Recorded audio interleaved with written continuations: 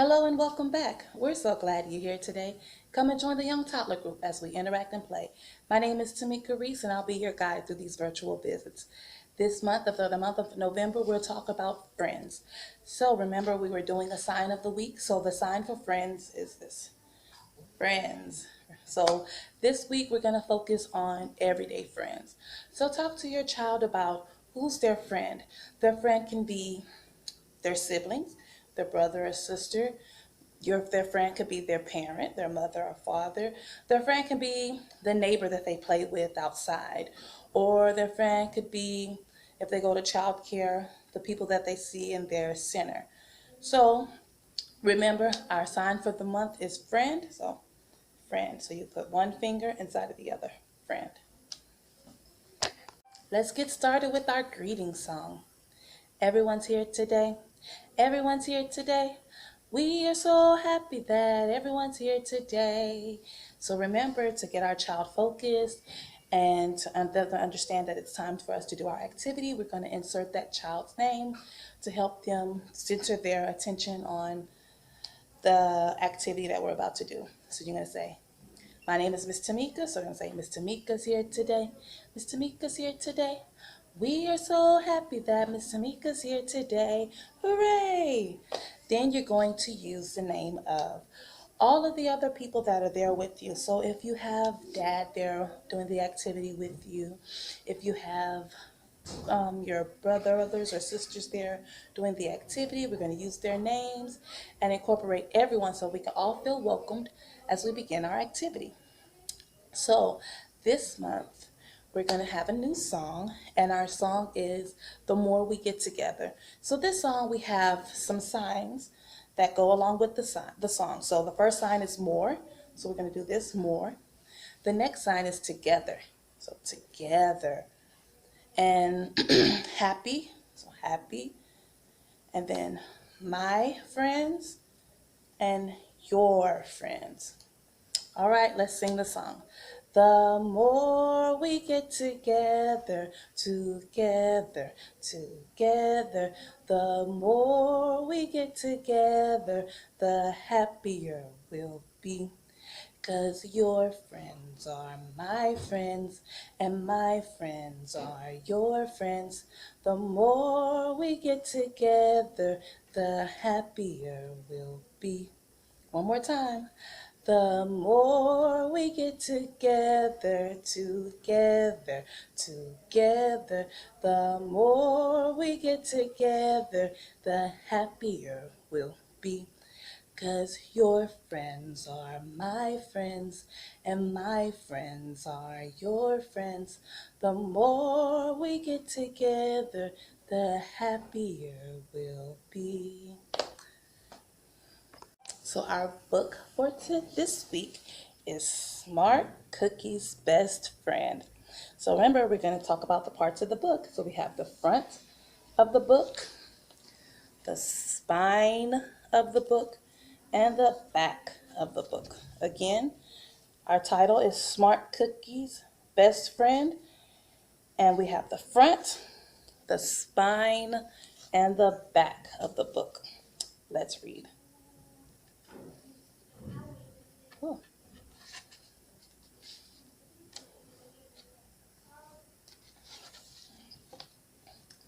Smart Cookie is perfectly round, wonderful chocolate chip cookie. Gabby Graham is a fine, square graham cracker cookie. Smart Cookie and Gabby Graham are best friends. They can't wait to get to school each day so they can play together.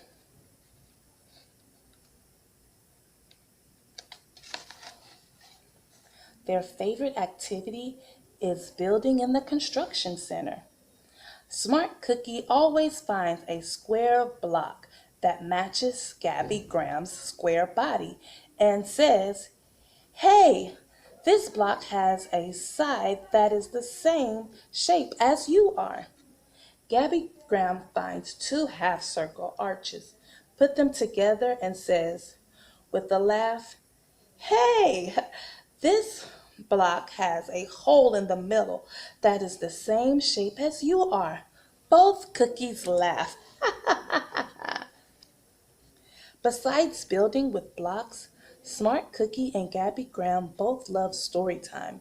They enjoy sitting with their cookie friends, Trixie Triangle, Haley Hart, and Stella Star. The cookies love all kinds of stories, but their favorite story is the gingerbread man. Can you guess why? The cookies like to drawing and painting. They also work on puzzles. They enjoy playing games with each other. Cookie friends, and they both sing loudly during starring the day. Look, they're all singing together, holding hands, being nice friends to one another. They like to play outside with their cookie friends. Look, they're playing on the swing, in the sandbox, on the slide, on the tricycle. Smart Cookie and Gabby Graham like to ride tricycles together. The cookies love everything about school, but there is no doubt that what they love most about school is spending time together. They are best friends. Do you have a best friend? I have a best friend. But these two friends, they really love and enjoyed being at school together. I hope you enjoyed this book. So for this week, we're going to have two activities. So the first activity is entitled Step Aerobics. Sounds fun. So we're going to focus this on your motor skills. So your child is developing more control as they have more motor abilities. So a safety tip for this activity is for your child likes to do things by themselves. But you need to make sure that the step or the laundry basket is stable. So we have to make sure that it's secure, and sometimes the cardboard may not be able to support your child's weight. So we want to make sure that we have something inside to make sure that it can be able to hold the child's weight. And also make sure you're there in case they slip and fall. You'll be there to help them and encourage your child by offering them a helping hand. Our parenting behavior for this activity is nurturing. We're helping our child build confidence in their ability to control their body and establish a goal. Providing tasks that help them have a reasonable expectations for their current ability and help set them up for success. So for this activity, you're going to need, it calls for maybe like a box, or you can use something like a laundry basket. Or if you have like your sales ads, you're going to need quite a few. You're going to kind of stack them up and take them together to make something sturdy for your child to step on. Or if you have steps in your home or outside, this might be a good time to take this activity outside so that your child can make those big movements as they step. So what you're going to do is you'll take your box. I would prefer that you put something inside, maybe some books or something that you don't mind them stepping on, just in case if they put their weight down on it, they won't go completely down.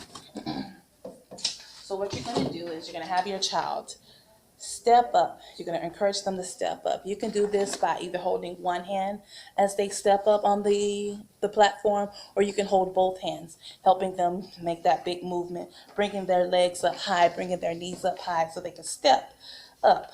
And then you'll ask them to step down. You encourage them to repeat the action, step up and step down. Or you can have them use the basket.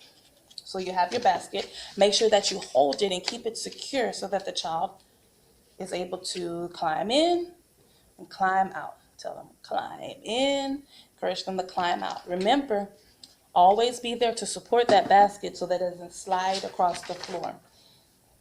And when your child has done this, you can encourage them and celebrate their actions by having to share them their enthusiasm in mastering the new skill by clapping for them, giving them verbal praise like, good job, you did it, yes, Great. Also with your smiles, those nods like, yes, yes, I see you working hard. And also with big hugs. That's also some of the things that you can use to encourage your child as they explore the movement of their body and making these big movements and the challenges of getting on top of the step and off the step or in the basket or out of the basket. So that's it for our first activity. Our second activity, it's actually going to be for our portfolio. And in this activity, it's going to be called Scribbling with Crayons. But we're going to tweak it and do it a little bit different. So for this activity, you're going to need, we provided for you a toothbrush. We provided paint. And we also have our paper with our tooth. So what you're going to do is that you're going to encourage your child to paint with this toothbrush. I know some of us get a little hesitant or worried about our child making a mess with the paint or confusing that the toothbrush belongs in their mouth. So we want to make sure that we monitor our child with this activity. So for this activity, we're going to focus on the cognitive, helping our child learn cause and effect as they put pressure on the toothbrush to make the markings on the paper. And your parenting behavior for this activity is responding. The fun you have together as you imitate the scribbling or taking turns with the toothbrush enhances the relationship with your child. As you support your child's emotional development and self-esteem. So you're going to make sure you make that back and forth, my turn, your turn, and encouraging them as they make the different marks on the paper. So a tip for you, if you're concerned about the paint being messy or things like that, don't show your child the cup. I mean, and if you're okay with them being able to have that freedom to explore and just get in there and make it good and messy, then you can give them the cup. But what I would do if you have that concern, just put a little bit of paint on the brush so that you can kind of minimize as much as much paint as you have on the paper. So you're going to have your child, or if you want to, you can just put a little bit of paint on the paper already and then give your child the brush. So you're going to encourage your child to brush the tooth. And this is a good time for you to talk to your child about oral hygiene. So talking about them brushing the whole tooth, cleaning the whole tooth. What do you do when you brush your teeth? How do you move? And then that'll help with that wrist. And that's a lot of with the motor skills also, with fine motor skills and moving of the wrist when they learn how to write. So you're going to encourage your child to brush the tooth. Brush, brush, brush, brush, brush. It's okay if they go outside of the lines because they're exploring and they're learning. So we're going to encourage our child to just brush the inside of the whole tooth. So once you've finished with this, please make sure either you can take a picture for your home visitor, and also can you return this paper to your home visitor, because it's going to also go into their portfolio for the end of the school year. I hope you enjoy these activities with your child. We're looking forward to working with you. Thank you. Today's Parent-Centered Development is entitled Invisible Dangers to Your Child's Brain. So as we know, children take chemicals in when they eat, when they breathe, and even when they're drinking water. Our world is full of household and environmental chemicals. Some chemicals are for preserving food. Some come from the industrial plants that we have. And some are used to actually treat the water that we drink to help make the water safe for us. So some of these chemicals are called neurotoxins. And an exposure to neurotoxins during prenatal time can be especially harmful. Pregnant moms should stay away from not just smoking, but alcohol and eating fish that has high levels of mercury, and also stay away from being around pesticides.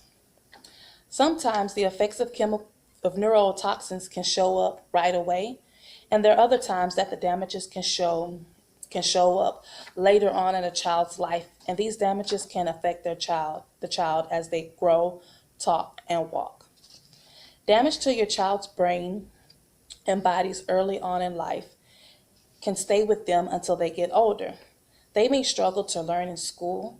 It also may can help. I mean, can be contribute to some behavior problems, and it also can they can face developmental delays. So this is kind of like when you go to the doctor and they test your child for lead at 1 and at 2. These are some of the reasons why they test for that lead level, because if there's an elevated lead level, there can be a possibility of an exposure to some neurotoxins that can prevent your child from having can have your child have some developmental delays.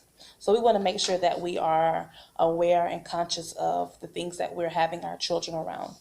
So one thing that can contain some toxins can be your fruits and vegetables. As we know that fruits and vegetables, they're treated with pesticides. So, and we know sometimes buying organic fruits can be very expensive. So one solution you can have is to wash and peel your fruits before you eating them. So make sure that you wash them very thoroughly, because you want to make sure you're getting rid of all those pesticides that might have been on the outside of the fruit. Another thing can be the packaging that your food comes in, the plastic packaging. It can be harmful, and sometimes the toxins can seep into the food depending on the type of plastic that it is. So one thing to help you as a solution is to store your leftovers in glass containers. And also when you're reheating your food, try to use glass containers, because some plastics can cause chemicals to leak inside of your food when you're warming it up, like if you're warming it in the microwave.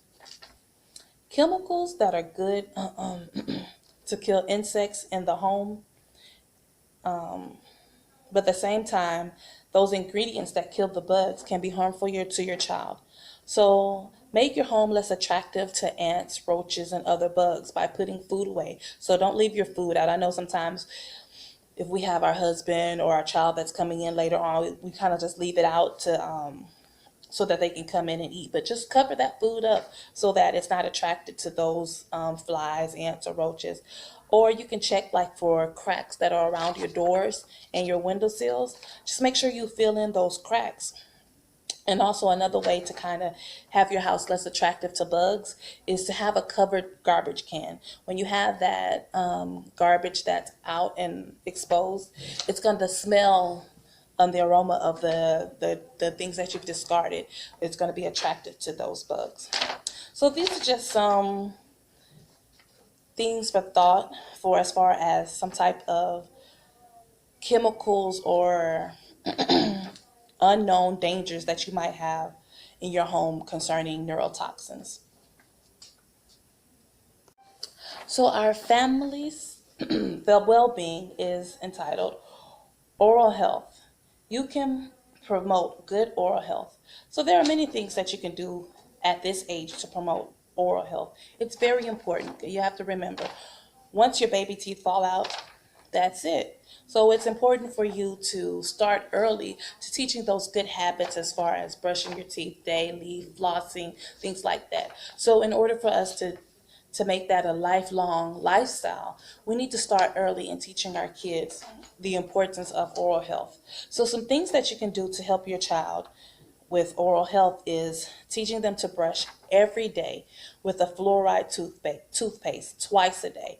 So for this age, for the young toddlers, just a smudge of toothpaste with fluoride is going to be helpful. And what that fluoride does is protect the enamel that's on your teeth and help them stay strong and healthy, because the enamel that's on your teeth is what protects the actual tooth from any type of cavity and decays. And what you also want to do is be a role model. Make sure that you're actually brushing your teeth twice a day. So when your child gets up in the morning, why don't y'all brush them together so that your child can kind of pick up on those habits that you have. And also, we understand that our young children want to be independent and they love brushing their own teeth. But sometimes they don't have that good the wrist hand action.